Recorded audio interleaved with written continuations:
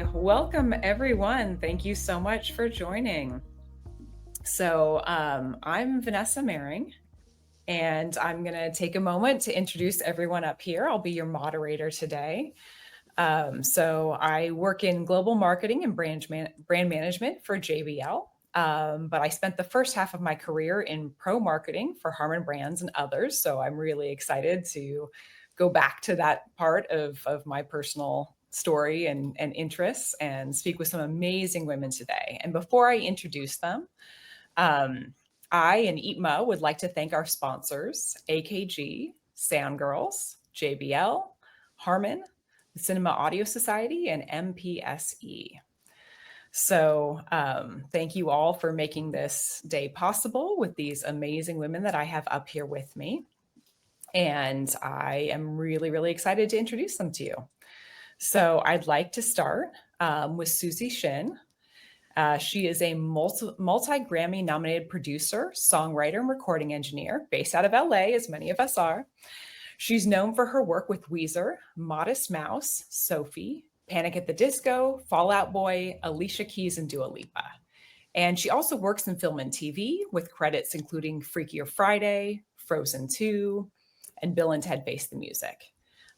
She has a studio in Silver Lake, which is this awesome creative hub where artists come from all over the world to innovate and collaborate. So welcome, Susie. Thank you.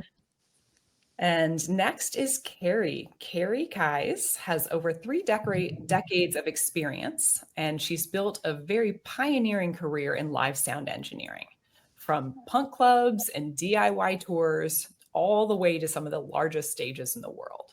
She's known for her longstanding work as monitor engineer for Pearl Jam and Eddie Vedder. She shaped the sound of countless live performances with precision, creativity, and calm under pressure. And beyond this work, one of the things that's, so exciting and amazing about her is she's the executive director and co-founder of Sound Girls, which is a global nonprofit that supports women, non-binary, and marginalized people in audio. Through Sound Girls, she's built a community that provides education, mentorship, and professional development, helping the next generation of engineers find their place in the industry, which is really amazing. Welcome, Carrie. Hello, everyone, and thank you. And that was great.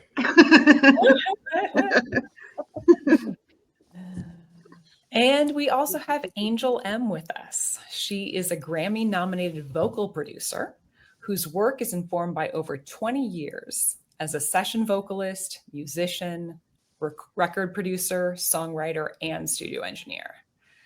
Her philosophy includes balancing technology with technique, and her choices are shaped in the space between raw intuition and professional expertise.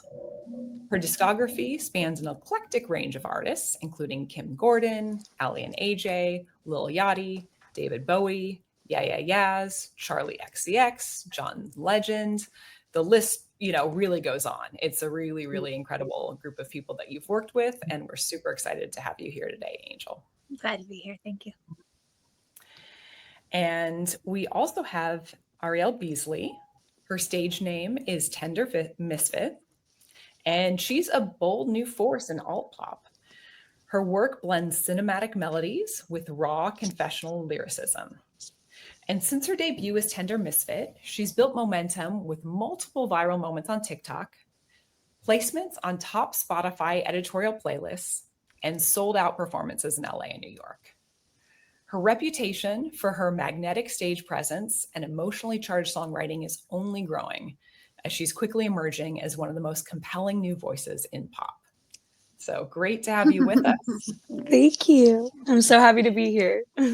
Whoa. And it's really amazing. We've got quite a range of skills and abilities here. I love starting stories at the beginning. And I'm curious for each of you to hear, when did you know that you wanted to work in music? And maybe it was the same time, maybe it was different, but when did you know you wanted to work in your current role? Was that, something that came to you initially right off the bat, or did it evolve as your journey in music evolved? Wow. Big question. I mean, I can say there was never a time I didn't want to be in music. I knew that immediately. My mom is a singer-songwriter before me.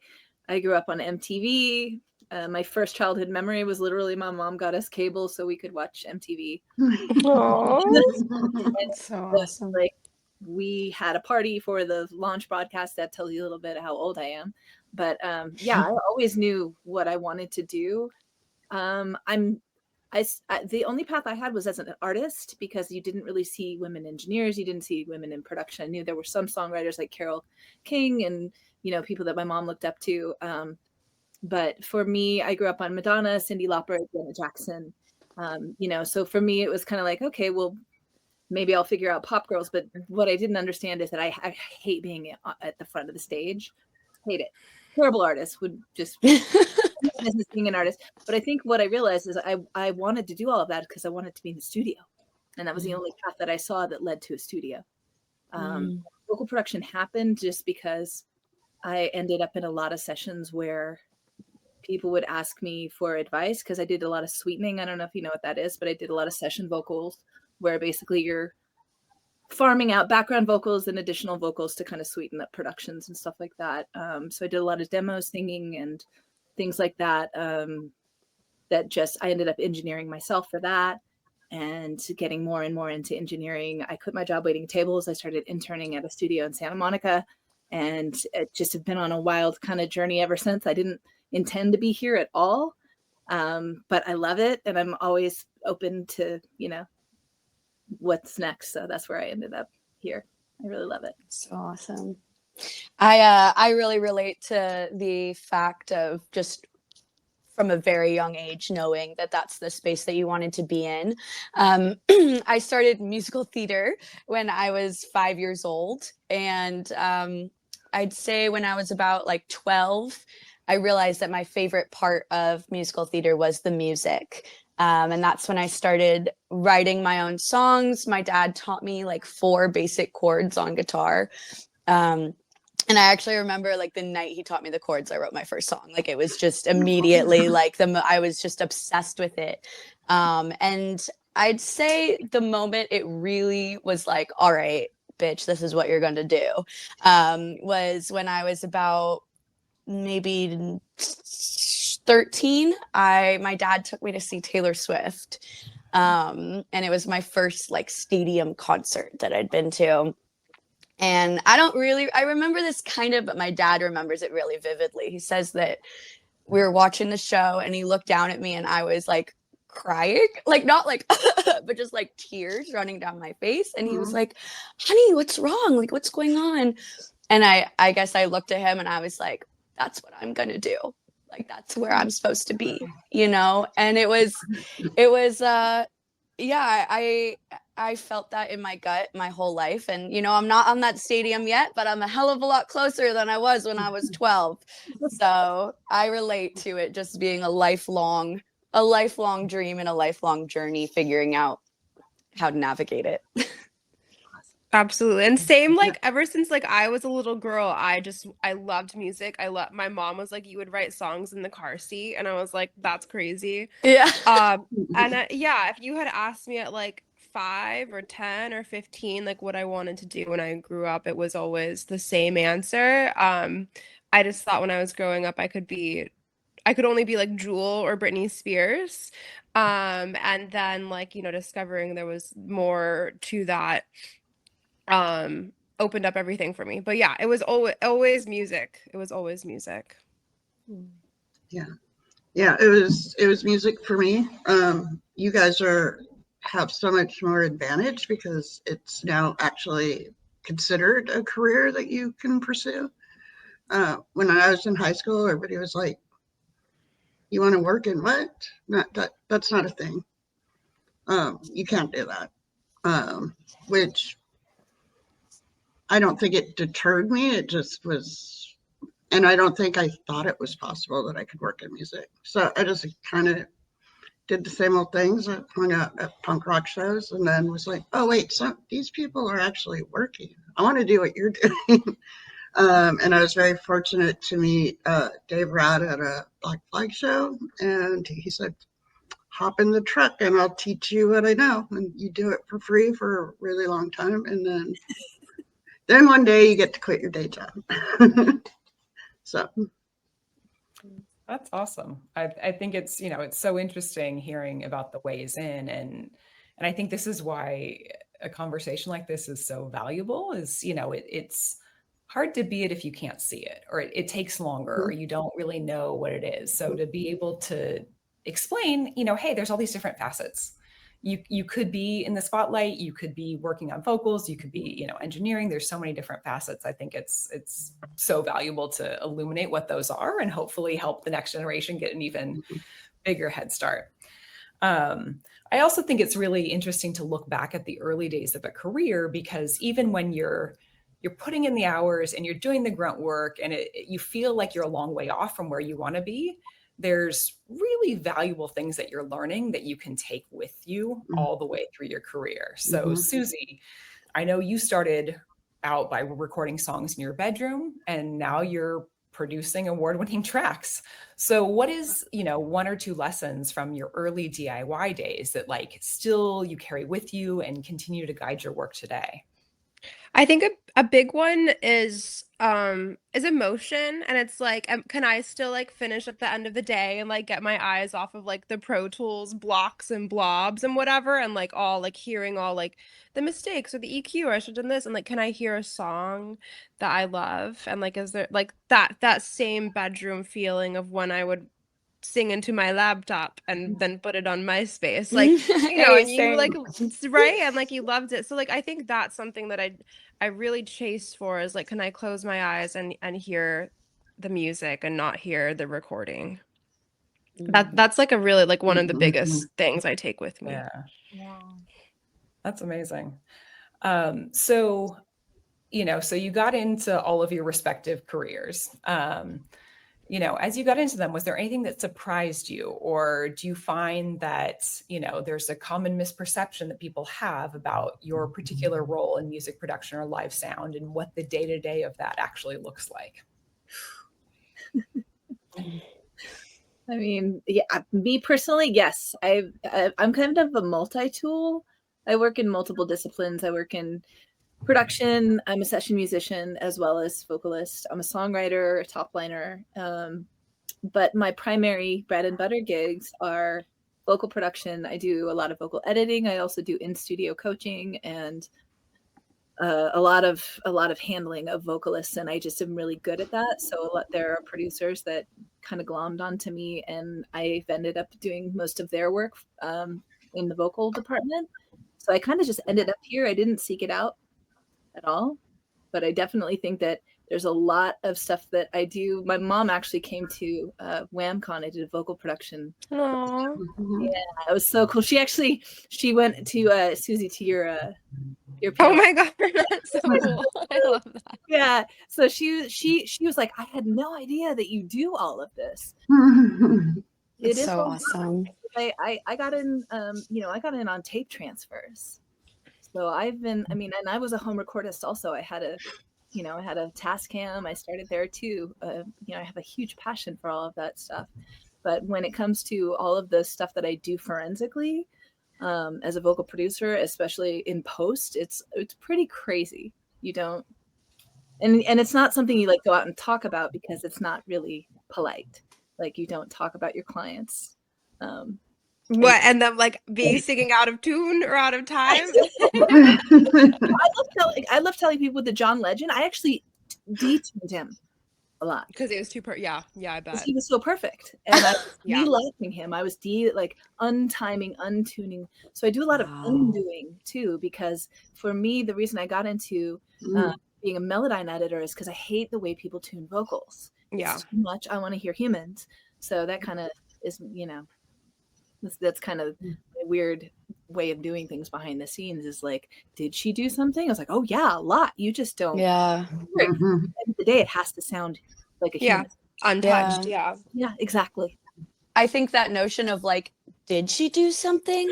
Yeah, a lot is something that I feel a lot in music. And I think that that's something that's like, I didn't necessarily expect it when I got into it, all the little details that your day-to-day listener doesn't hear about, or they, you know, it's like the things that make people feel things that they don't even know is making them feel that, you know. And for me, like I'm really particular about the vocals as well, and I love hearing you say that you want to hear realness, because like for me, like my favorite vocalists are the ones that aren't perfect, that have like so much, you know, like Robert Smith from The Cure, like you don't know if he's going to make it through the song or break down crying, like you're like, what's going on? I like really gravitate, or even someone like, you know, like way back, like Frank Sinatra, like these super emotional, not necessarily like every single note was perfect, but just these really emotional things. I think that that's so much a part of the process of making music, is adding those things that not like everyone picks up on.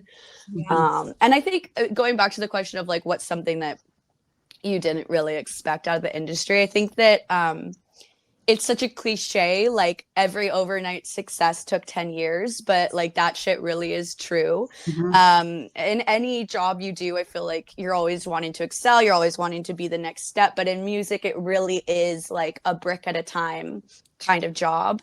And I think you need to have the discipline to, you know that you're not where you want to be, but that you'll still do everything you need to get there, and no matter how much time it takes. I think that's something that people don't. I think a lot of people give up on their dreams because they think it's too late, or they think they didn't start early enough, or whatever. But the fact is, it's never too late, and it can take forever, and you'll get there if you just keep going. So that's something that definitely I think about a lot.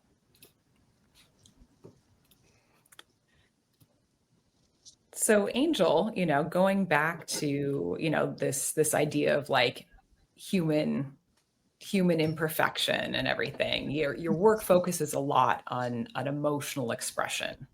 And what's your approach to helping artists like unlock that vulnerability and, you know, and presence to be able to get that like really emotional, raw and real performance? How do you set the stage for that and bring that out in them? That's a great question. I think it speaks to what Susie said, is, you know, when we're in our bedrooms, when we're in our safe spaces, when we're in the shower, those are the times you're going to sound the best. No one's going to be there to hear you. There's a huge amount of pressure that comes with the understanding that the thing you're singing into is permanent. And I think we put so much pressure on ourselves to deliver that, you know, legacy performance, that sometimes we forget to connect to the moment. So for me, it's really about getting the body in the room and the person in the body. We go over the work. If I'm working with you in person, like if we're in the studio together, I want to know how you're feeling that day. I want to know where your body's at. I studied a bit of speech pathology, so I can literally understand everything that's going on here, so I can hear all of that stuff. But for me, emotionally, if we haven't taken the time to connect with the material and connect with your intention, I don't think there are people that are so pro that they don't need to do that. But I find most vocalists really need someone to help ground them. And if I have to kick everyone out of the room, I will. I've kicked myself out of the room and showed vocalists how to Pro Tools themselves. Like they can just run playlists over and over and over again. And I'm like, run as many as you feel and I'll sort it out. I'll comp it. But if you have a comp it too, and I'll work with your comp. And, you know, it's really just finding the space the singer feels empowered, where the singer forgets where they are. And then it feels like that bedroom, you know, it feels like that safe place. That's the biggest for me. Amazing. And for the rest of you, you know, how you each have different types of collaborations that you bring to artists, producers, engineers, whomever it is. How would you say you approach that in order to get the best out of everybody? Well, I think as an artist, it's really important to find your team. I spent a lot of time, especially at the beginning, going to songwriting camps and, you know, being flown to this place to meet with this producer for an hour and hopefully we write a song. And, you know, and I do think that that is important, just to get experience and being able to, you know, write a song in an hour or whatever. But I do think that once you find somebody that you really click with, it's really it is like the most valuable thing you can have. And it took me a long time to find my collaborator, my producer, but once we found each other, it was like I'm super down to invite people into the room, and I love doing sessions actually. Um, I love doing sessions, but yeah, I think just like finding one person that really hears you and really understands you. And I really relate to what Angel was saying about, you know, just being in your body and being present. I very similarly, when I go into a session, I'm an open book. I'm like, this is what I'm dealing with today. Like, I'm heartbroken or I'm pissed. And it's almost like, you know, writing music with people is a very like intimate process, like not romantically, but it can be very like vulnerable and therapeutic, obviously, for people that write it and for people that listen to it. But I think collaboration, it's really important to just find someone who sees you, who hears you, and respects you in your field. Yeah, I agree. For me, you know, I have long-term relationships with people, but when I was doing one-offs all the time, you really have about 5 minutes before sound check to meet them, Wow. and instill some type of trust and confidence in them. Yeah. And that working mainly in LA, that's not always easy. And Yeah. a lot of people forget. I'm trying to get out of the sun. Um, that's not working either. People don't realize how stressed the artists are playing an LA show, whether they've done it for 50 years or it's their first time. It's So because everyone stands like this. Uh-huh. No everyone one stands in the dances. front, No one everyone Everyone's judges. there. They're just like, LA is a terrible, I mean, there's so much great music happening, but it's really a terrible place to play on tour. Same as New York. It really is. LA and New York. LA and New Yeah, York, they're the coolest cities in the world and the worst and the worst places place to to play. play. Yeah. No wonder So I yeah, for me. you got to establish that trust right away. And you might not be able, it might not go perfect. But if the artist knows that at least they know where you are, they might not remember your name, that's fine. And that you're paying attention to them. And that's coming from live. And I don't do front of house, I do monitors. So I'm dealing with 4 to 10 musicians, maybe more on stage, and pretty tight time constraints on a day-to-day basis, and not really, pretty much in no rooms that were designed for music to be played in. Yeah. So Yep. real. Well, switching gears a little bit, I'm curious to hear what trends or innovations in music production or, you know, live performance are exciting to you right now. That's a big one. Personally, I'm on the artist side, so I can't really speak on like a gear front, but I think it's really cool right now how a lot of music is leaning towards more of that vulnerable thing that we were talking about, like music that is a little bit.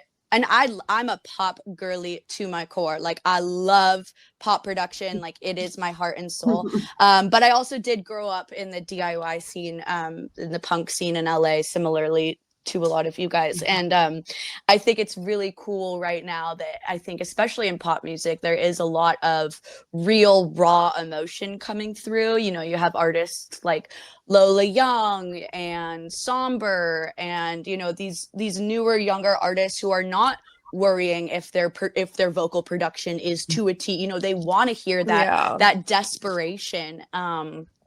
And I, as somebody that lives for that kind of desperation in music, I'm super hyped on that because that's very much how I perform. So I'm really excited about that. Yeah, that's oh, go ahead. I'm so sorry. You go. You, please.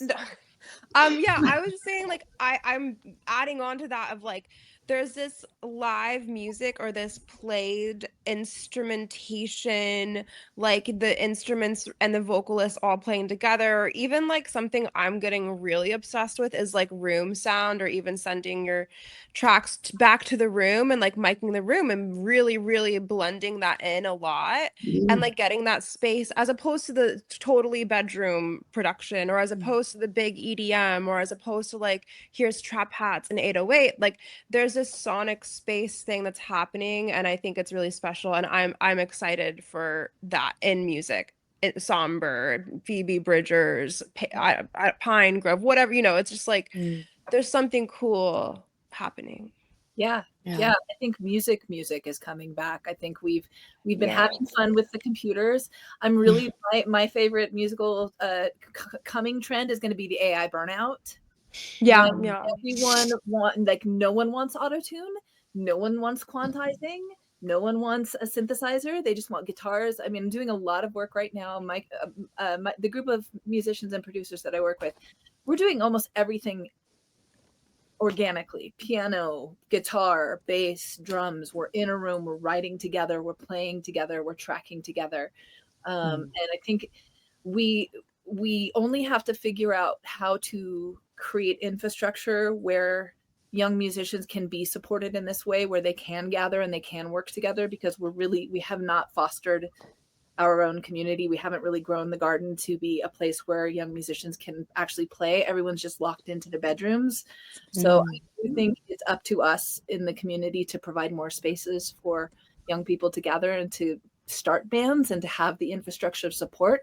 And I think once they have the opportunity, the younger generation, to do this, we're going to see an amazing renaissance of art from these young musicians who grew up on this synthesizer music, but now have access to both, the best of both worlds, because they'll hopefully have the infrastructure to start bands again and do stuff like that. That's what I hope.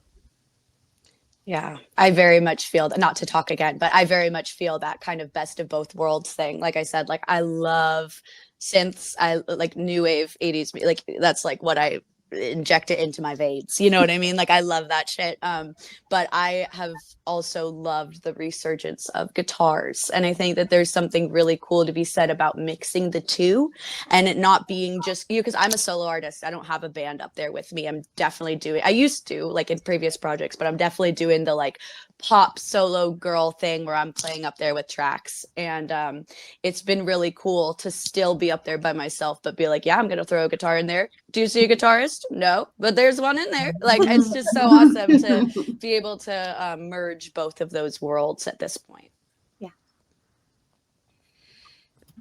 Yeah, I don't know. There's not a lot of the technology in live is just pushing it further and further to be, I don't know, big, huge Broadway productions. And so you guys are giving me hope that, and I love me a big Broadway production. I'll go see Beyonce and love it. But also, I'd rather be in a club with 400 people watching a band or an artist perform. So I would, as the technology has enabled us to make these huge Broadway productions and carry around road crews of 100 plus people to set it up every day, I'm hoping that it comes back down to, I don't know, me seeing Van Halen in 1980 something.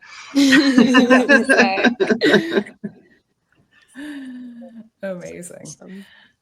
Awesome. So I'm curious, you all have, you've done quite a lot in your careers, but as we've said, sometimes it's not just the biggest name or the biggest moment. Sometimes it's something that is more intimate and more personal. So I'm curious, if there's a particular project that you've worked on that has special significance for you. I'm curious to know, like, what would that project that you're so proud of be, and what made it special? Who's gonna go first? I'll say I feel like I'm kind of this stereotypical artist where like every new song I write, I'm like, this is the best thing I've ever written, but I feel really proud of actually the current project that I'm working on right now. I am, I guess, announcing it right here that I am working on an EP for next year.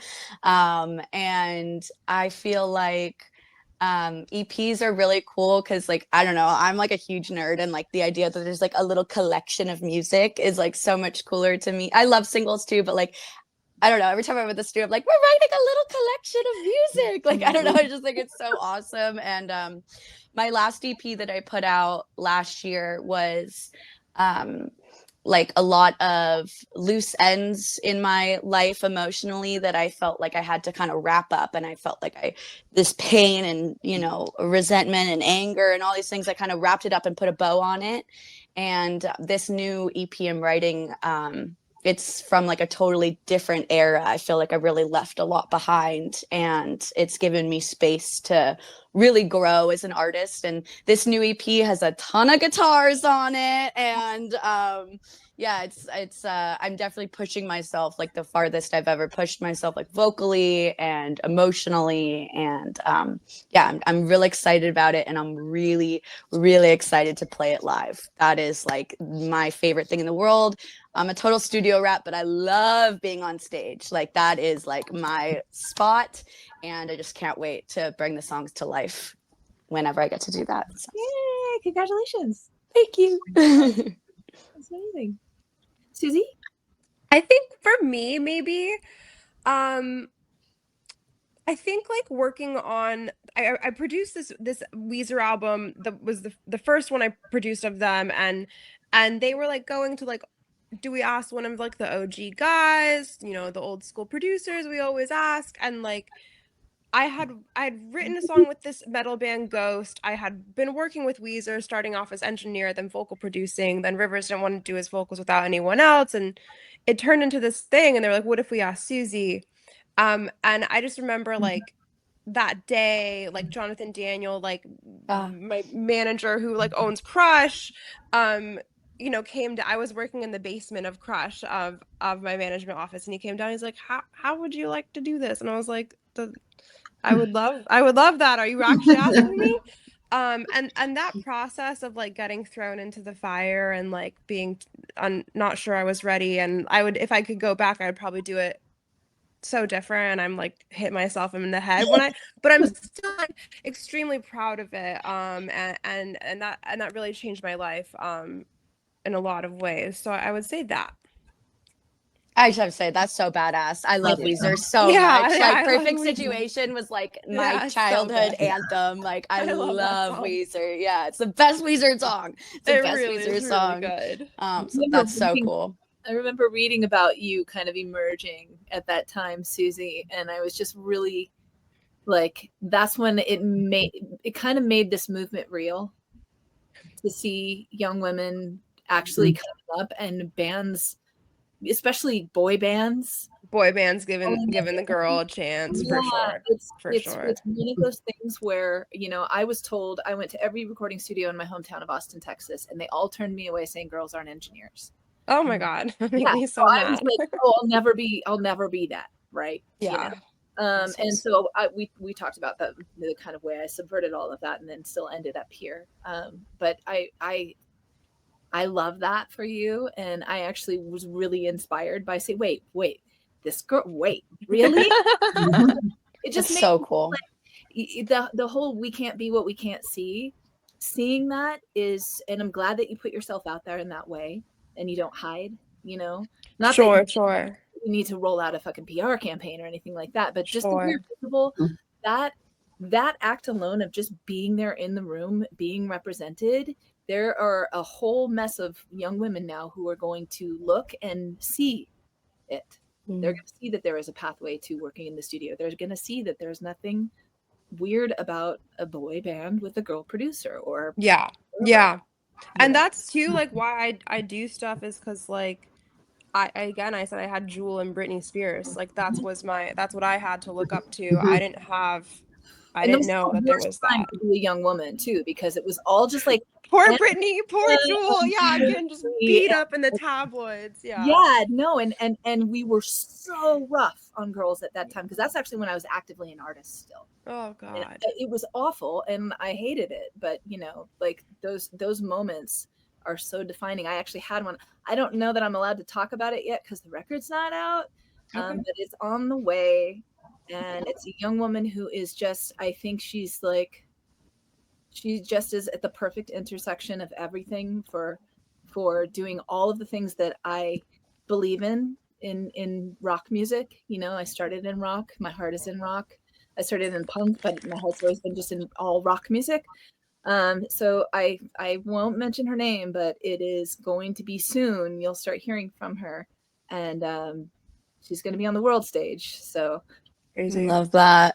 I got pulled in as a songwriter, and as a collaborator and as a musician, and we became a band for this record, and we lived like a band. And that for me, knowing that can still happen, that you can still bring people into a room, and it's not this just like process of A&R committee throwing tracks back and forth across various rigs, just musicians in a room. I've had a lot of reasons not to want to continue to do this because it's a really punishing career sometimes. Yeah. Moment. All of us can attest to that, I think. Of magic, those little tiny moments of magic, it's amazing how much mileage we can get out of those. Mhm. Yeah. So I'm inspired to hear of y'all's, and I'm inspired that I'm being able to now like songwrite and not just push the buttons, because that's really my big passion is songwriting. Yeah. So awesome. Thank you. So Carrie, any like moments, shows, tours that really like stand out in your mind? Yeah, there's shows, there's, there was really stressful shows that stand out that we just, one was the second, no, it was the third Woodstock because Chili Peppers had played the second one. We weren't the headliners. And everything that could possibly go wrong went wrong. Wait, was this Woodstock 99? Probably. Is this- Or, they played both, the second and the third one. Whoa. We headlined the third one. So That's insane. I've seen so many I don't timelines. remember the exact years, but the second one, it just, we had limited crew, we weren't touring, the production didn't care about the acts. This was way before you played any type of festival with your own production, so you just had like 15 minutes to get it together. All analog, no digital, so you're not loading a file. And in between the two, I had quit because I had my girls, and for years, probably for the first 5 years after I quit, they'd just go through monitor people. So they would start a leg, and about 3 weeks into it, they're like, can you come out and finish the last 10 days till we find someone else? So it was one of those situations. I go, I'm not doing, they're like, yeah, you're going to do Woodstock. I go, I'm not doing Woodstock. I go, not unless we're bringing in our equipment. I'm not doing it. And still no one brought in production at that point. So our production was freaking out of like, you can't do that. I go, I'll work all day. I'll get that thing set up. I'm not messing this up. Wow. One of the production guys was one of my production managers on Pearl Jam. So he was like, just let her do whatever she wants to do. She knows what she won't screw it up. Yay, that's fucking right. So we did it. And I knew from like the first 30 seconds of Anthony singing that sound was perfect. Sometimes you just know. Oh, that's so awesome. So that was really rewarding. But probably the most recent thing I'm proud of is, I've been battling. I'm typically I don't seek them out. Just kind of ended up incredibly loud bands on stage, which makes it super impossible to have a happy vocalist.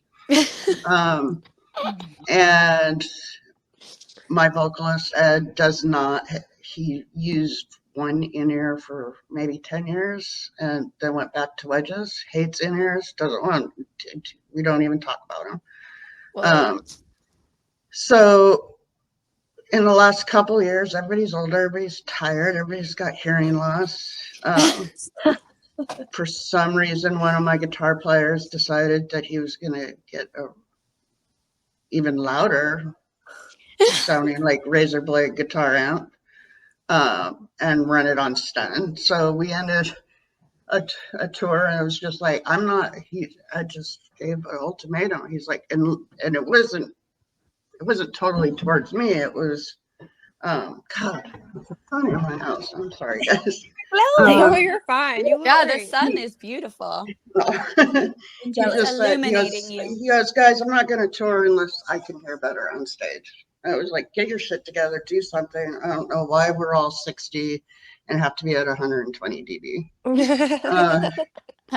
So it was definitely a challenge because I didn't have any more real estate to keep putting speakers on stage. And okay, there we go.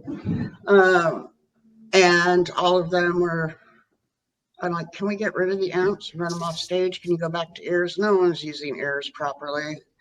Got one ear in, I'm using them as earplugs. Can I get a wedge over here? It was just a nightmare. But Ed came up with, he's like, I want everything to go underneath the stage. I want a clean deck. And part of that was for the lighting and visuals for the tour. Which I was like, oh, well, now I have a ton of real estate. What can I do with that? I have the whole underworld. So we ended up, it was a long 6 month, really stressful process. But what we ended up doing was running a whole nother PA on each side of him. They replaced his wedges, but now they were under the deck. I ran 4 per side, L-acoustic K3 boxes for him, a couple wedges for instruments. He already had his flown PA side fills.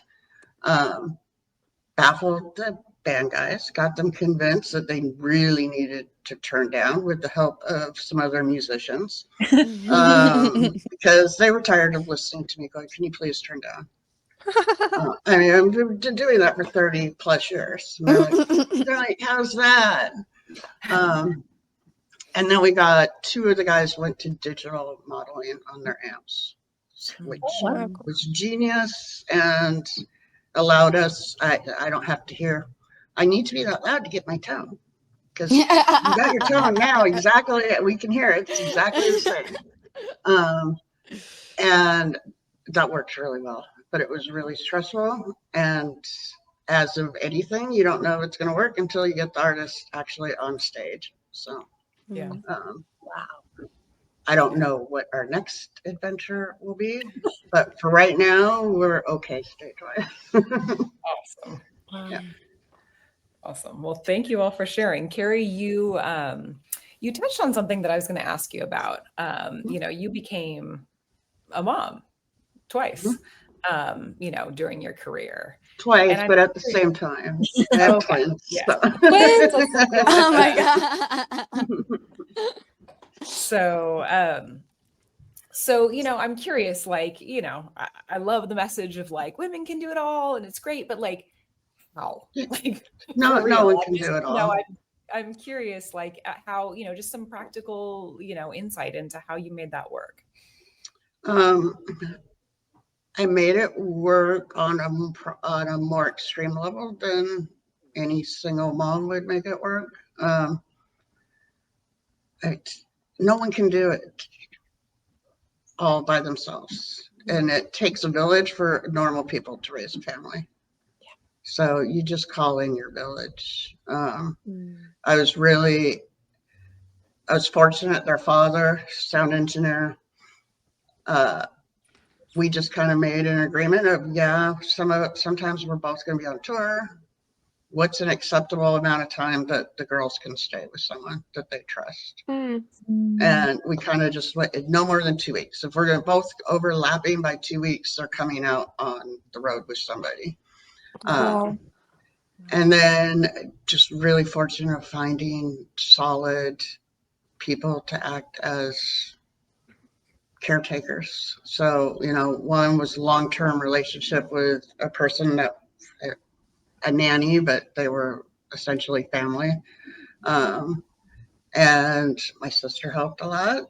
And I was fortunate that I toured with a band that if I needed to bring them out, we all made it work. Um, I think it's probably, it's not doable all the time. Like Sure. you might find a tour that like, yeah, bring it. We're all bringing our family and dogs. On the larger ones, it's probably not going to be feasible. And I did have the luxury of like, well, if you want me to do this, these are the conditions. And you just made our LD, Pearl Jam's LD. She raised 3 boys on the road. Started out married, single mom now.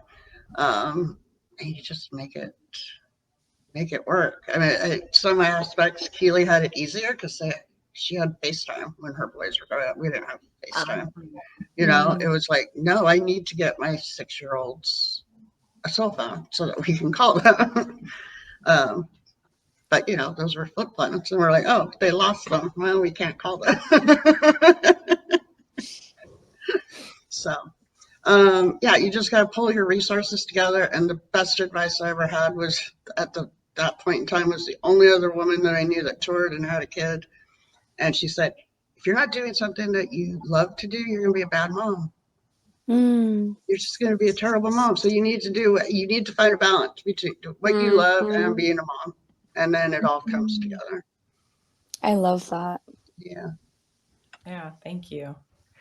So I just want to put it out to the audience. I'm going to ask a couple more questions, but I'll wrap up the formal Q&A part of this and get ready, but if you're in the audience, please put questions for everyone in the chat. And I'll ask them as we get to the end of kind of this more formal Q&A section. So, a lot of people now, thanks to the pioneering efforts of you folks and some other ladies, there's a lot of people looking to get into music in some facet. Carrie, your story is that you showed up at a gig and like, hey, I want to help, take me into, like, does that still work today? Like, what are the types of things that you all would recommend doing, or if you were looking to break into the music industry today? How do you stand out? How do you break in and then build from there? Go ahead. No, go ahead, Carrie. I think now there's a ton more educational opportunities that you could go to a trade school, 4-year university, or even a crash course recording art school. I think those are all beneficial. I would recommend that so many community colleges at this point have a lot of music production programs available. So I would recommend getting your feet wet in those because they're just not going to break the bank. You're not going to get through a program and go, I should be doing live sound because I don't have the patience to sit in a studio. But you should know those before you spend a fortune on going through a recording program, right? Can you still get your foot in the door by hopping in a van or loading trucks? Sure, because there's still tons of club shows. People need help. Those are the acts that don't have money to pay for someone. So you showing up, volunteering, and helping them out. Yeah. That gets you around people. You get to meet people, build trust, and when they can afford to pay you, they will. if you want to go into live sound, I would say go work at a small sound company because they're understaffed. And they might say, you're not doing shows for a year until you've been in the shop. And that changes instantly when they end up with 4 shows that weekend and they don't have people to work them. Versus, if you're going to be at a big sound company, you're going to get stuck in one position for a long time. On the other hand, there's great programs. And if you know that's exactly what you want to do, that you're determined that you're going to go work for Pixar Studios and that's your dream job, then find, those full sale programs that allow it. Yeah. And then volunteer and show up. Yeah. I mean, you can hang out at a show. You can, people, I understand the whole unpaid labor for internships and it's crap. On the other hand, sometimes volunteering, you just get that experience and you meet someone. You can put that on your resume. People don't know you volunteered for it. Yeah. You still worked it. Yep. The money transaction has nothing to do with the skills and the experience you gain from it, right? And then once you get your resume built, move that to I volunteered for all these things because those are important for employers too. Yeah. I mean, the volunteering thing. So I don't have a formal education at all to the point where I dropped out of school in the 8th grade. I knew exactly what I wanted to do, which was play guitar and record. I have no formal training other than having been lucky enough to just put myself in situations and no job is too small. I will get puffy. I will clean the toilet. I do all the stupid things. I've never been above that. I still work for free to this day. I do things for free when it makes sense. There is if you have a can-do attitude and you're a great hang, you can build a career for yourself just on those 2 skills alone. I think a lot of people undervalue those. I don't think your talent matters at all if you don't know how to be a good hang and you aren't willing to do whatever it takes to get things done, even if that means, menial. Some of the best rooms I've been in and the craziest music industry situations I've been in, it was just me putting myself out there. It's, me getting Jimmy Iovine's coffee right every time he came to the studio meant I was sitting behind him for a year during American Idol. And I was privy to, I had to be within 6 feet of him and I got to see and learn so much. And it's just because I was good at getting his coffee and I wasn't scared to smack good morning like everyone else. Yeah. Like your attitude and you're being grateful, being curious, being excited. Those are like your biggest, they're your biggest building blocks. They're going to help you a lot to have those things, and sometimes you won't get paid, but there will be transactions. Like Carrie said, that's important to remember. Yeah. I wanted to touch on that too. I basically was just going to say it's all about like your attitude. And I think that like half the battle is having just an undeniable, unwavering belief in yourself that not only can you do it, but you deserve to be in those rooms. I think like self-doubt is like the killer of any creative job. Obviously we all experience it at sometimes, we're all waiting on that job. Fuck, am I going to get that tour? Like, you know what I mean? Like we all get that, but just even through those things saying like, no, that's what I'm going to do. Like my whole life, people have told me I'm delusional because I said, no, I'm going to play stadiums. Am I playing stadiums? Not yet. No, I'm not. But did I just do a tour for 2,000 cap rooms across the country? Yes, the fuck I did. So, I think that it's, and I am working my way up there. And I think it's just having that belief in yourself that, call it delusional. But if it takes delusion to get to where you're going, then you better be delusional.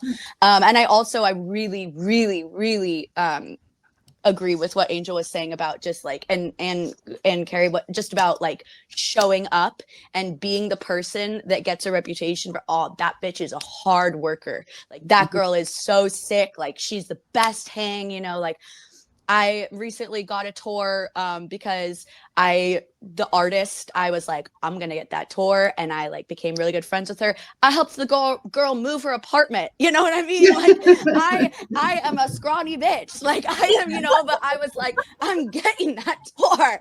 And we've obviously become very dear friends. But I do believe that part of it was me being like, yeah, I'll move your apartment. Yeah, sure.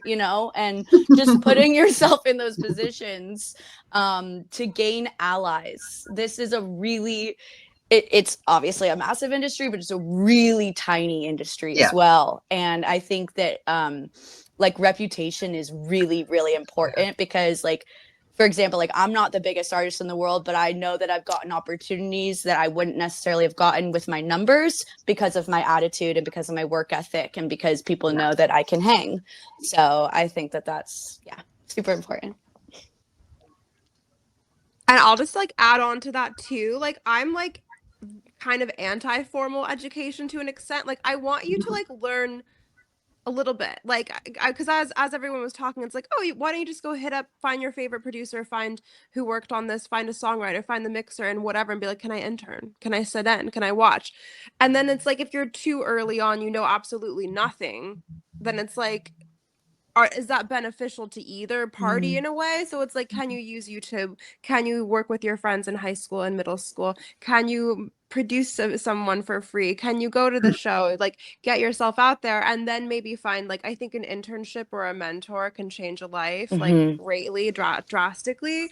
And, like, you get that, like, you can only learn so much in a recording class where you're like learning what a channel strip does over and over again and doing a test on signal flow and like you're like okay, but when you're like then making music and you're working on 5 seconds of summer and you're like have to use the what or like you're an actual oh that's why I'm doing this.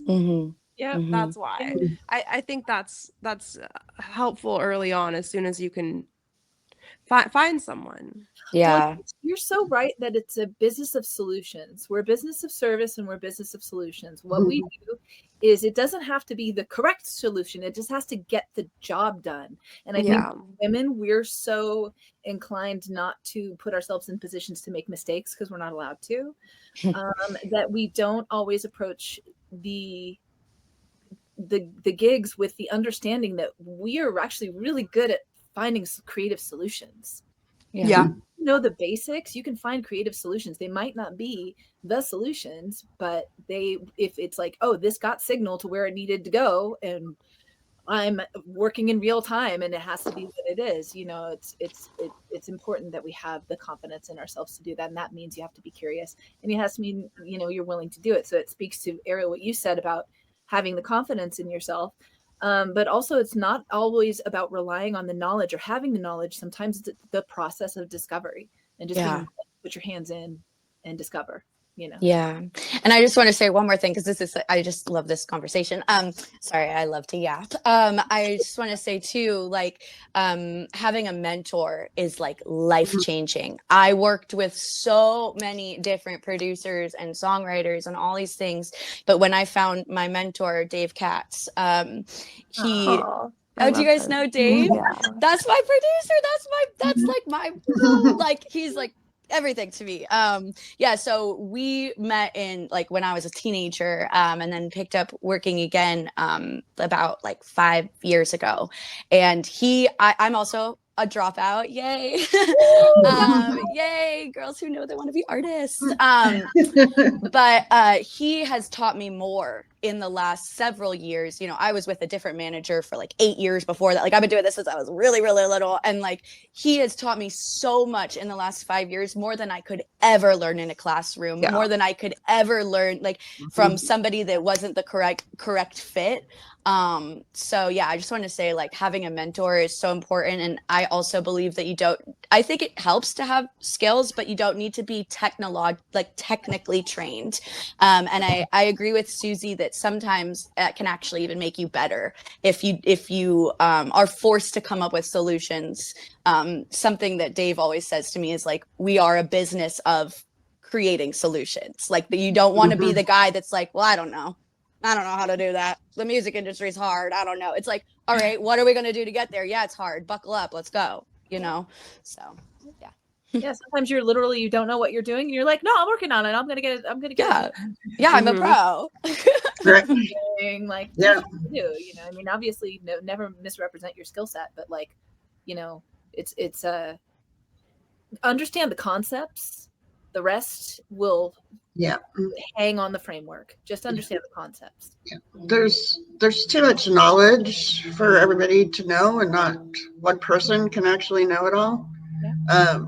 So my advice is always to find the tools, whether that's a piece of equipment that you need to do that job. And whatever you used on the last job might not be the same tools that you bring into a new workplace. And I have 5 people on speed dial that I hit a roadblock and I'm like, I don't know, but I'll find out and I know who to call. Yep. And that's, yeah, people that have their heads in the screens all the time and can cite, I don't know, Bob McCarthy's freaking book on tuning PAs.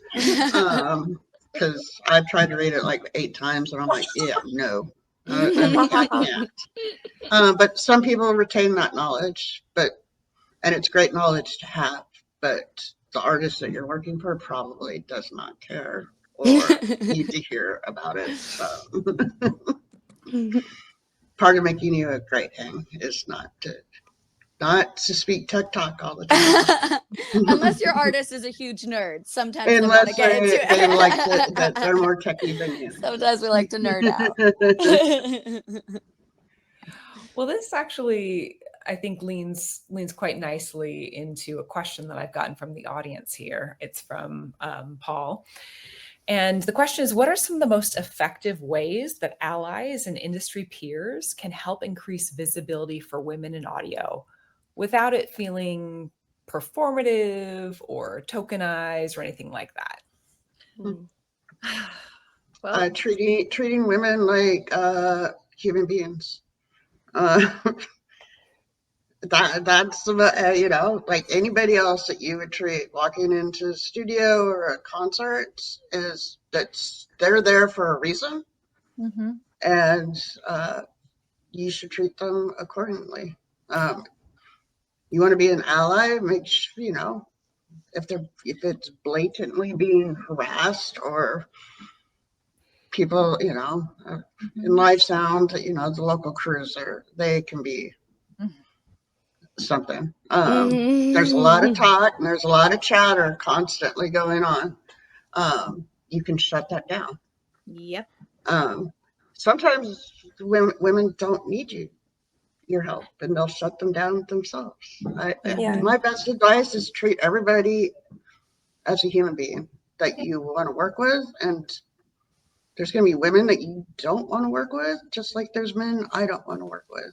And those are Absolutely. personality things that has nothing to do with gender. So be welcoming, supportive. If they need help, stand up for them. Yeah. I've had people ask me, do you need me to say something to them? I'm like, yeah, no. Yeah. I don't I'm good. care. Yeah. It went over my head. Yeah. It's not even worth the response, because he's going to be loading the truck at 2 a.m. and I'm going to be back at the hotel. Yeah. Don't Amen. Yeah. And I think too, like for like on top of that, like being helpful is like, and this is just, it's an innate thing, like before you start to explain something to a woman, think about like, do they need it explained to them? And it's very easy because you want to teach what it's like, and it's like such a subtle thing. People don't even know they're doing it, and like I'm just sitting there while someone's like explaining an amp to me, and I'm like, oh my god, thanks. I think that's one thing, and another thing is like, how can you help? It's like I have this theory of like, and I love men. We need men to support us. We need everyone to support us. We got to help each other. They give us amazing opportunities, and there's also this world of like, you know, it's oftentimes there's a man, typically usually like a white successful man, and he gets the opportunity. maybe he's Yeah. unqualified for it, but he gets it. So it's like, is there sometimes maybe a woman, maybe she's not the most qualified candidate, but maybe you give her the opportunity, because those opportunities for centuries behind us have gone to not women. Right. And it's just that's something that I always think of, because Yeah. I see people get upset about it, and they're like, oh, well, that she only got that because she's a girl, and I'm like, Right. okay, so what? So what? Like, Yeah. you got it because you were a Because you're a Sometimes girl. you guy. just got it Yeah. because you're a guy. Yeah. Yeah. Yeah, and if you're in a position to be hiring someone, it would be really great I have a pile of resumes and I have no women in it. Who can I reach out to get some women or Yep. non-binary people to apply to this? Maybe Yep. they Yeah. didn't see it. Yeah, Maybe my bubble's too narrow. right. There's There's plenty a of point what you places guys you were can saying, reach out to get recommendations. right? Yep. What you guys were saying about the explaining, there's actually been psychological studies that a lot of men are more inclined to challenge women even on what they know. Like I will try to find the study, but literally it's almost like by default you're going to find more argumentativeness and explaining and kind of patternistic kind of attitudes coming from men in this field because of how women have been misrepresented in STEM. Like, we're not capable. Like, we didn't Right. write code that got us to the moon. You know, I don't know. But like, there is, I think if you really want to be an ally, you have to do some shadow work. You have to unpack your own internal misogyny. Yeah. You have to work, you have to really listen to how you talk to women and really evaluate, am I like infantilizing? Am I over explaining? Am I not giving this person agency? Am I not considering that this person might know way more than it's always kind of assumed. I found in studio environments, it's always assumed that the men know more than the women. And there have been many situations. I'm an analog head. I come from that. There have been many situations where I've watched men go talk to my 23-year-old recent Berkeley graduate engineer friend who kind of knows some stuff, but wouldn't know how to solve this problem on this, tape machine that I know how to solve. Yeah. Yeah. I waited for the opportunity to even be considered to consult, and was never consulted, so I just didn't say anything. Right. Because that's when I first started reckoning with, like, I'm not going to jump up to fix things when people are not even going to look at me like I belong in this room. Yep. With men, the best thing you can do is work on yourself, create opportunities, offer mentorships, offer your education, offer your experience without leveraging it for anything other than just, real mentorship and want to help somebody. You have to have, and don't act like you made these people either, because they came with talent. Yeah. And that goes for like women too, I think. Like, we were born into misogyny. We know we have that. There's like that. We have to unlearn shit too. Oh, Like, our community has work to do too. yeah, I know. It's just true. Where it's the society we were raised in. Yeah, but we all got to do that together. We got to do that work together. And we also can't act like it's not still a very real thing. Yeah, it is For sure. very real. Yeah. So another question from the audience is from Monica. And the question is, what are some of the best albums, songs, or sounds of all time for each of you? And like, how do they inspire your work? Woo! Loaded. That is a hard one. For me, I'll say that like one of my earliest memories is driving with my single mom, screaming Parallel Lines at the top of our lungs. We had 3 CDs. We had Parallel Lines by Blondie, which was extraordinarily formative for me, kind of based my entire personality off Debbie Harry. And then we had Frank Sinatra, Greatest Hits, so yeah, a little balance. And then we had the Moulin Rouge soundtrack. So very eclectic. But yeah, I'd say Blondie, Parallel Lines. I'd say The Cure was super, super, super formative for me. My stepdad when my mom became a not single mom, he showed me Just Like Heaven when I was like 8, and it completely like, even in my 8-year-old brain, I was like, what? Like, how can you make a song that is so sad but also so happy? Like, why do I want to dance to this man's tears? And I think that that's something that I've taken with me for my entire career. And then lastly, I will say, just because it was the moment, was Taylor Swift. Just being a really young girl, seeing that another young girl could be in those spaces and be so successful, and be such, not just considered an artist, but like a real businesswoman. That's something that I've really held on to as wanting to carry that with me as well. That's awesome. Susie, you want to weigh in? Carrie? Pinkerton by Weezer, like as dorky as it Hey, is, like no, that's it's like so the good. all-time It's so good. classic. Truly a work of art, and that inspires me. Yeah. I don't know. There's so much great music. Probably Pink Floyd's The Wall is the one I go back Sick. to over and over again. Live, the first couple X albums. Oh, Um, X forever.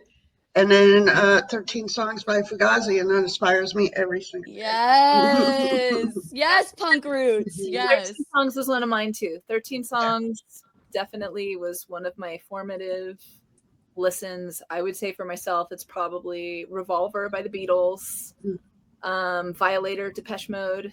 My whole life open. Every time I still listen to that record and weep, and I'm like, how did this happen? This is not a real thing that happened on this planet. It's too precious for this world. If you haven't listened to Violator by Depeche Mode, just go listen to it. I'm a big Cure fan as well. They're one of my top 1 favorite bands. Wish was probably one of the biggest ones for me. I was 15. I had it on, I still have it on cassette, vinyl, and CD. Yes. Big California by Mr. Bungle. One of my big ones, because it's a real case of an amazing group of musicians using the studio as well to just the maximum effect. Across, like, everyone is firing, and the engineers are firing, and the mixers and the mastering engineer, like the entire record is just sonically one of my favorites. So. Awesome. Yeah. So I've got a couple more, and actually I think I might combine them because they kind of are two sides of the same coin. So how do you get through the hard moments, like the moments where it's low, there was rejection, it didn't work out the way you wanted, and then on the flip side, what makes you happiest in your work? Oh, wow. Therapy. Hey, I love therapy. That's a good one. Therapy, having a be emotionally accountable, be honest about how you're really feeling, have somewhere to go where you can take the dark stuff so that you don't just shove it down, and be really willing to admit to yourself that you're going to have days where you really want to quit. You're going to have a lot of days, a lot, and you're going to have days when if you get into this for the reason that most of us get into this, it's going to crush you. Just be ready to be crushed. Yeah. And therapy. Yeah. And what makes you the happiest? Ooh. Knowing that we got it. It doesn't have to be the definitive thing, but knowing that when you listen to what we did, it's going to take you there, to whatever we intended in that moment, or whatever magic we summoned in that moment. When the artist is like, there's a glow that comes on an artist when they're in their element. And I think any of us who facilitate that for artists, that is just, it's like feeding someone who's starving. Is probably the only other thing I could compare it to is especially, I work with so many women, and I work with women my age, who have been through so much in the industry, and when you work in an environment where they're just enjoying themselves and they were free to be who they are, I don't think there's anything more relieving than that, because I think that's why we all get into music, is we feel that connection. So when we can actually foster that connection, it's just the best feeling. Yeah. I don't know. I think the best thing to do in the moments of darkness, of being criticized for possibly being fired or just being yelled at because someone was in a snappy mood, is not to react to it right away. To go back and think it through. I know a lot of people that react in the moment, and that could be, I'm sending off this email to the whole chain, and it went to management, and that's not an effective way to deal with it. You could be reacting in the moment of, yeah, well, fuck you. That's not helping either. Yeah. That's escalating everything. Yeah. You need to go back, reflect on it. What are you responsible for? In my job, a lot of times I'm not responsible for anything. It was the room acoustics of the day. We're in LA. Someone just had bad phone call with their wife, their partner, got yelled at by their kid. Who knows, right? What did I do? What am I actually responsible for? The stuff they're responsible for, that's on them. It's not your business. It's not your deal to sort it out unless you're like family, you know.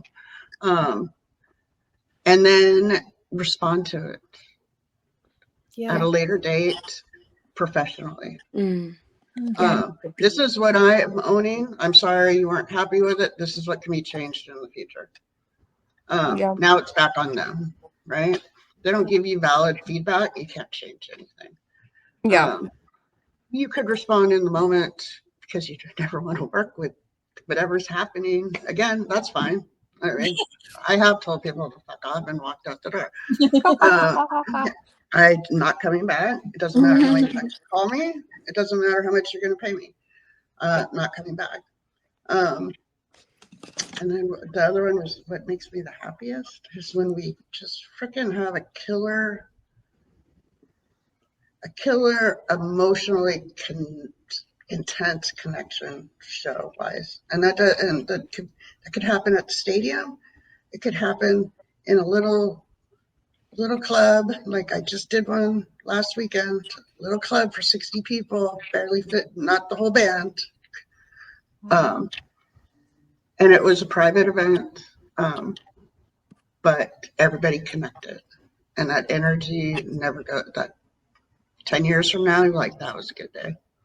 Yeah. Because that energy doesn't leave. So. It lasts, that when you get it, and it for sure definitely lasts. It's something you can go back to. I feel like for me, for anyone that wants to be an artist, like, you have to go into it knowing that there's days where you're just gonna be like, this fucking sucks. I hate this. Like, I work 3 jobs and record my music in between, you know, and there's some days where I deal with a shitty customer who's like, I'm like, why am I still at this ice cream job when I just went on tour for 2,000 people? You know what I mean? Like, the parallels of being an artist, like, it's like, there's a lot of high moments that coincide with low moments at the same time. And you have to be able to hold space for both of them. I think that also, going back to like therapy, what Angel said, like, the most important thing you can do during the times that feel really horrible is just feel them. Because if you throw it back or try to numb it or put it away, it will come back. And it'll probably come back a lot stronger. So I generally, like, I feel really lucky in the sense that I do have like kind of a delusional sense of confidence. Like, I don't have those days often where I'm like, it's not going to happen, but I do have them. You know, every artist does have them. And during those days, I just let myself cry. I just let myself feel really sad. I smoke some weed, and then I get back up the next day and I remember who the fuck I am. And I think that that is the most important thing, is it doesn't matter how many times you fall, as long as you keep getting back up. Yeah. Yep. In the music industry, you're going to fall a lot. If you cannot face rejection, you are in the wrong business, honey. Yeah. So it's about just, you know, no matter what criticism you get, either being able to say, all right, you're totally correct, let me adjust and come back a better artist, or like Carrie said, telling them to go fuck themselves. You just better keep going afterwards. Right. And then very similarly to what everyone else has said, also, can you guys hear me? I had to go get my charger. Okay, cool. Very similarly to what everyone else has said, is just that sense of connection that comes from music is, I think there's like a reason why music is the universal language, why you don't necessarily have to speak the language to understand the feeling of a song. And for me, like playing live and seeing people singing the lyrics back, or getting messages that one of my songs helped them through a breakup, or after they failed a math test, or, you know, whatever, however big or small, knowing that something I wrote in my bedroom or in the studio got helped someone in some way, to me is when I'm happiest, because I feel like I just want to do for other people what my heroes did for me, which is make me feel a lot less alone through music. And I really hope that I can do that for people too. Yeah, and then for me, like everyone's touching on amazing things. I think like when something is difficult, I can't rely on my like mental motivation by itself, because I will just like I Potato. don't know, whatever. Yeah. And yeah, exactly. And I try to put down my phone, because when I'm in a bad space, I want to feel worse and I'll start comparing myself. So I got to put down the So screens. real. I might take a little bit of time off, a few days. I'm huge on like, you have to remember like, yes, music industry, but like the world, your dog, your family, the nature, a tree, the beach, like where you're on this earth. That a lot of when something is difficult, I do get really angry and I'll be like, this motherfucker. But I say it to myself, and I say it to my best friend, and I say it Yep. to my mom. And then I'm like, okay, acceptance, my little grief cycle. Touching on what Carrie said too, and I've worked with a lot of difficult artists. There's this book by the producer Michael Beinhorn someone told me to read. It's called Unlocking Creativity, and there's this little chapter, too long to read right now, but it's called how to deal with an impossible artist, with quotations around impossible. And it's exactly what you are. You cannot react. If you react, it's just gonna be bad. And if you want to react and never work with them again, you can do that. You could do that. But like you got to depend on what the project is. What do you want to do? And I thought that was just a life-changing little chapter in terms of difficult people.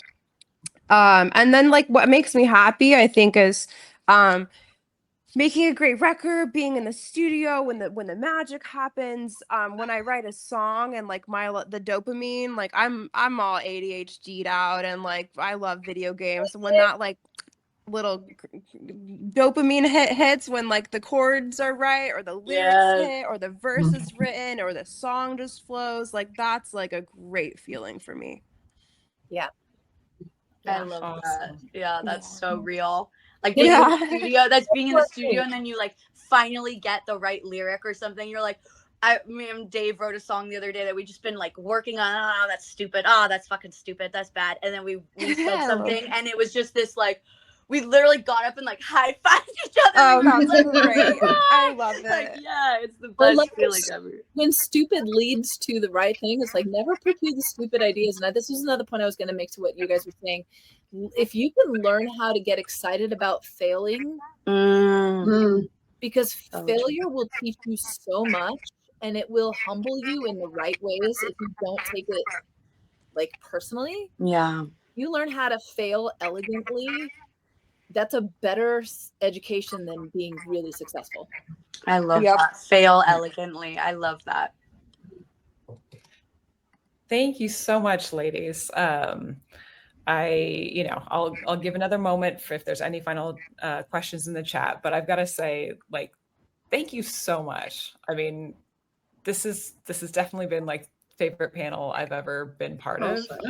Thank Aw. you for sharing and just the passion that you all have for what you do, the respect that you have for each other and admiration for each other's work, and just the examples that you've set for, everyone in our industry and for generations to come. Like, it is truly, truly moving to me. And I really want to thank you for sharing, so openly and vulnerably. And like, it has been truly, truly an honor for me to get to be part of this conversation. Oh, So thank you Aw. all. thanks, Thank I feel you Vanessa. so exactly the much. same way. I feel I just want to say sorry, keeping like I just want to say one more thing, but I'm just so excited.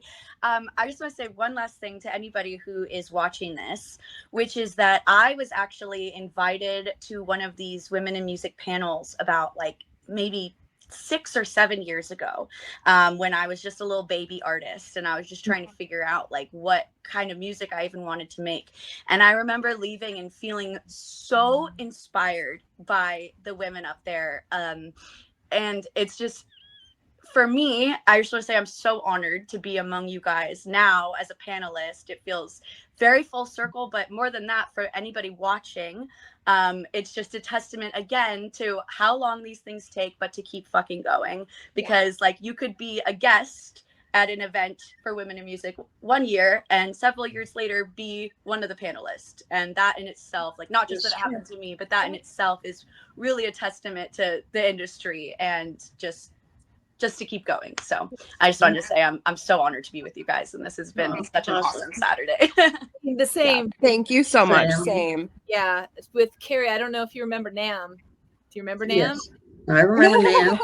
Okay, so here's me attending all of the Sound Girls things, all of the Wham cons, stalking all of my fellow engineers, just trying to like be in the rarefied air of the presence of these amazing women.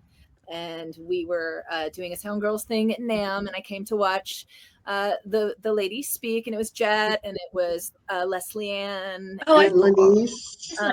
and Catherine Wood was the one who proposed this to me. And I forget what I even asked. Catherine goes, "I want to know what you're doing sitting on that side of the room." Hmm. To the attendees, because she knew my education, she knew my pedigree, and she was like, "Why are you, especially when you've been leading quietly, when you've been doing this years before anybody even knew that you were into engineering, like what are you doing?" And I had to leave. I cried because I was like, "Oh, holy shit, somebody just saw me and kind of called me out," because I was in student mode still. I was Wow. and Yeah. I didn't think that I could lead in any way whatsoever. And since through Carrie, I've met so many mentees through Sound Girls. I've worked with so many young women, and I've 2 times I got to speak WhamCon last year and this year. Did panels, did workshops, done stuff with Carrie. Yeah. You have a lot to offer. You probably have You a lot where you are right now, just know that. So when you're going into these spaces thinking that maybe you ain't shit, like maybe you are. Yeah, you deserve to take up space, whether that's on Mhm. stage or in the studio or on a panel. You deserve to. Well, put yourself out there. It's Yeah. like why women like Carrie and what you're doing, Vanessa, too. Like everyone who provides us a place to gather and see each other, that act in of itself is still groundbreaking, miraculous, life changing. Yeah. It really is.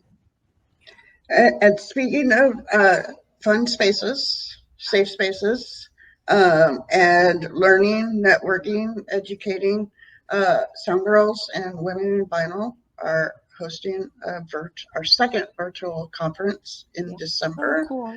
Awesome. 13th and 14th. So love to invite everybody, spread the word. Anybody that needs discount codes, you can email us at somegirls@somegirls.org. And Awesome. see you there. Amazing. I was just looking at the sessions last night, and I was like, "Oh, I think we did good." Yeah. Yeah, some you really did. great sessions, panels, and full of. We nailed diversity, I think. You look at our speaker page, it's pretty diverse. So That's awesome. Awesome. yeah. So hopefully you guys can come. We'd love to have you. Thank you. Yes. Love that. Well, thank you all again so much. And thank you all who joined us to listen. Hope you have a beautiful rest of your day. This was really amazing.